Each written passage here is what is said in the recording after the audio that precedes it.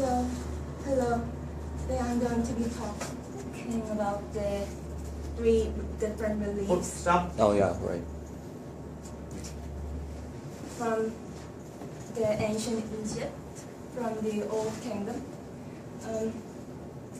The 3 beliefs I'm going to be talking about, they will represent about the cultures and some myths and lifestyles from the Old Kingdom. So going to the outline, I'm just going to be talking about pyramid, the architecture, and a sculpture, and the typical painting. So going to the first one.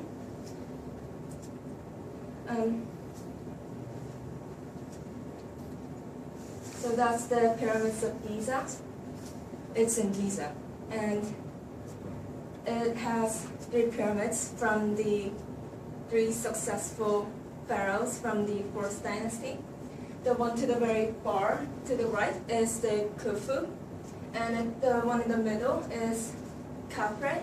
He's the son of Khufu, and the one at the very left is Menkaure, and he is the son of Khafre.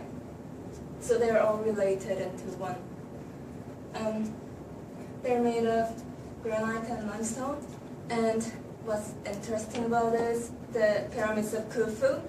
It's famous for being the largest pyramid in the world. It's about approximately 138 meters. The one in the middle, the Khafre's pyramid, is the most preserved, and it's the 2nd largest pyramid in the world.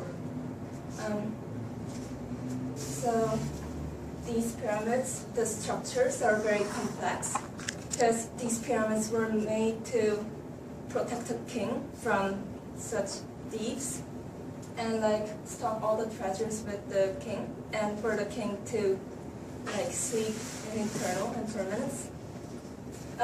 Inside the pyramid there are 3 false paths, which are made a bit.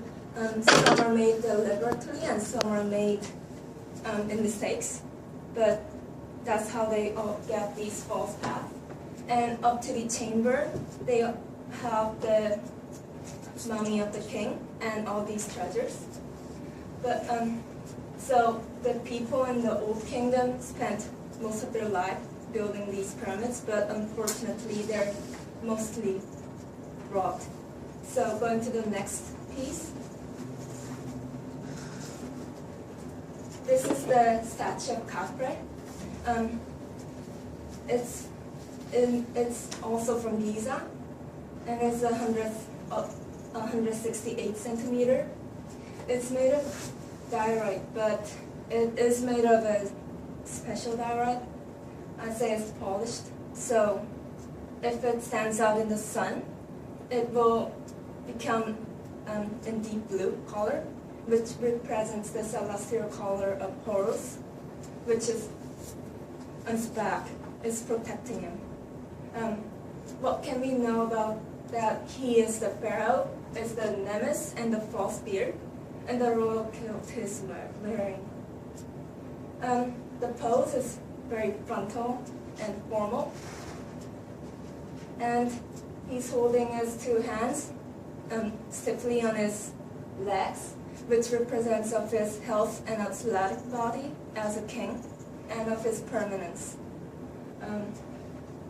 Also, on the chair, there's a specific, some kind of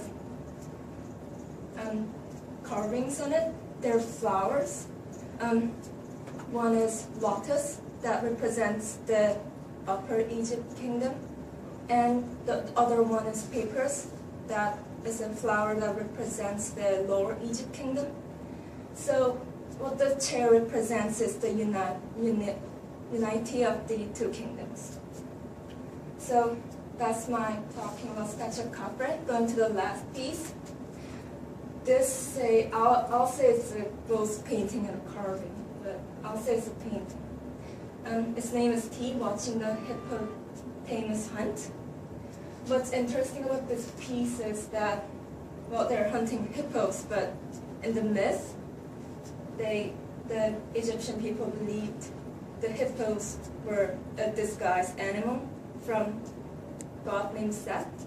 He's the god of darkness, so it's not really a good god for the people. The hippos were damaging their crops so much, so they had to build a hunting team to hunt the hippopotamus. And this team, he's a court official on his duty with the hunting the hippopotamus. And but he's described in hierarchical scale, so it represents that he's a bit more important than the other people. Up there is the carvings of animals pursuing for the birds. That contrasts with the T and his hunters, and the hippos, like representing their teamwork.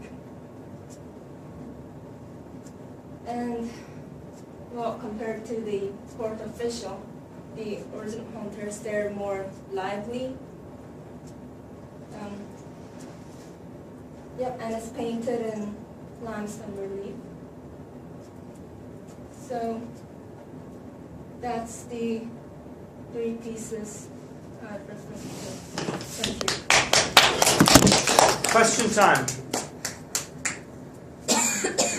Question time.